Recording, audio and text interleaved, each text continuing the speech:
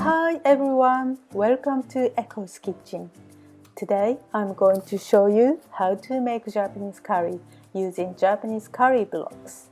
Now you can buy these blocks from major supermarkets in the UK. This is the kind of curry we eat at home in Japan. Curry is also a Japanese favorite as well as British. In fact, Japanese curry was developed after the British Navy introduced it to the Japanese Navy during the early 1900s. By that time, curry was already the British Navy's favorite dish, which provided a nutritious and exciting flavor to get them through the long and hard voyage. Over 100 years, curry has evolved to suit the Japanese palate and has established a distinctive flavor to it. Surprisingly, even Indian people, from which curry originates, come to eat it in Japan. Obviously, Japanese love the authentic Indian curry as well. Nowadays, Japanese curry has become popular in the UK, and you might have heard of or even have eaten katsu curry. Katsu is a pork cutlet sitting on the top of the curry. I will show you how to make it in another video. Using these curry blocks, Japanese curry is so easy to make and is a good way to incorporate lots of seasonal or leftover vegetables into your cooking. So, let's get started. I'm going to make 6 servings today as we like to eat next day for lunch as well, because curry the next day always tastes better. First of all, put a relatively large pot on the small hob with the lowest heat. Add some oil, then chop 2 garlic cloves and put them in the pot. You can add some fresh ginger as well if you like.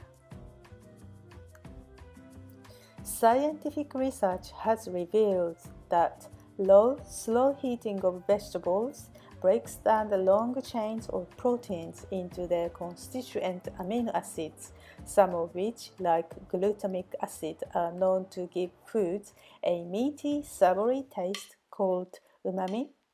Onion enhances the curry's flavor with gentle sweetness and rich umami taste. So, I like to put lots of vegetables, especially onions, in the curry.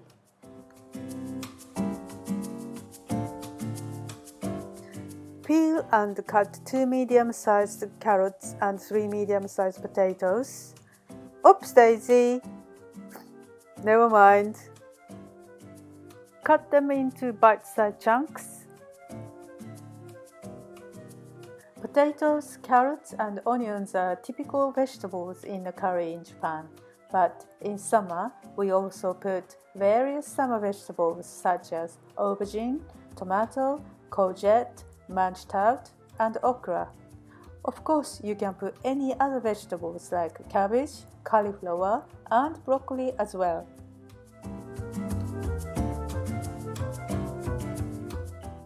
I should have turned the heat higher to speed up the onion's caramelization. Anyway, it doesn't really matter. So I proceed to add the carrots and the potatoes. Stir until the surface of potatoes are coated with the oil. That will protect the potatoes from losing their shape.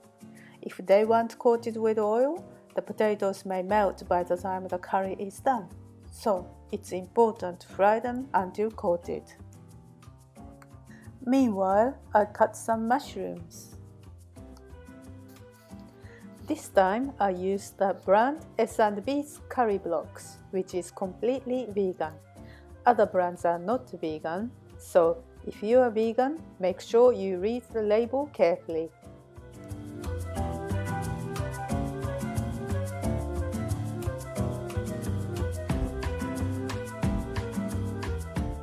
You can see the edges are transparent when it's coated, just like that.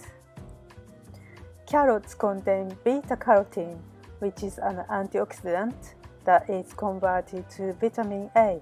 It is fat-soluble so when you fry it with oil, it is absorbed into your body better. You can also add your own choice of meat of about 450 grams and fry it lightly. Then add 700 milliliters of water or enough water to cover the vegetables and simmer till they are all softened. When the water is boiled, gunk is coming up to the surface. Scoop and remove this as this doesn't contribute to the flavor. For today's curry, I'm going to use my leftover roast chicken from last night. After the vegetables are all softened, add the chicken and mushroom to the pot.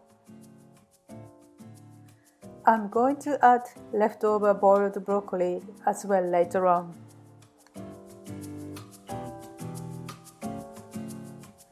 Now it's time to add the curry blocks in.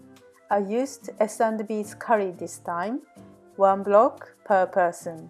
Remove the package and place them on a chopping board, then slice them into smaller pieces so that they melt quicker.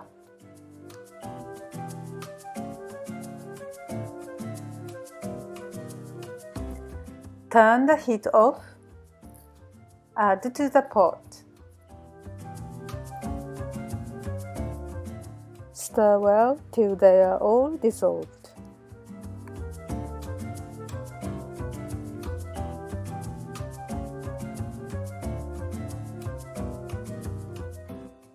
After they have all melted, turn the heat to the lowest.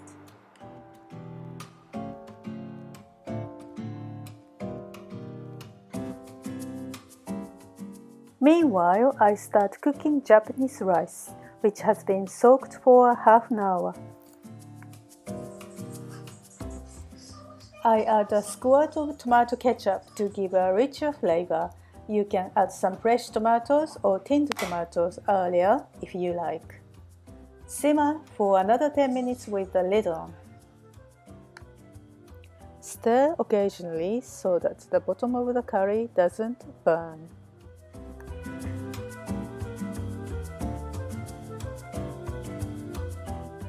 Now, the rice has started bubbling, so turn the heat to the lowest for 10 minutes.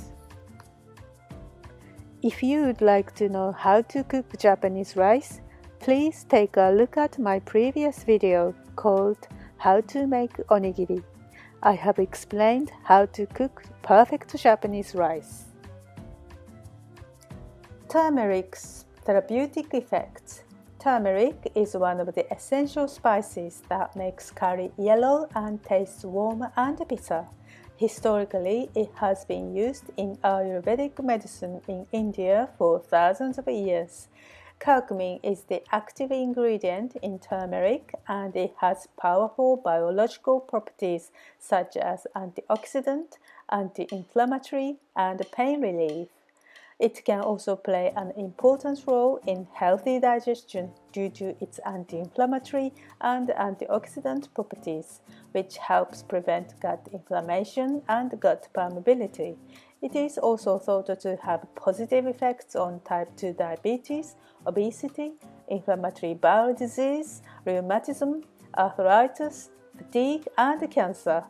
Thus, curry is not only a tasty dinner, but has some beneficial impact on your body. Let's enjoy it.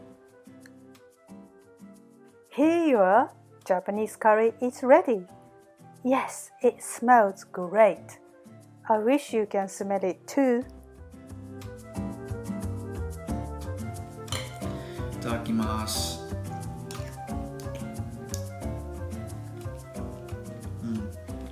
美味しい。美味しい。うん。Good.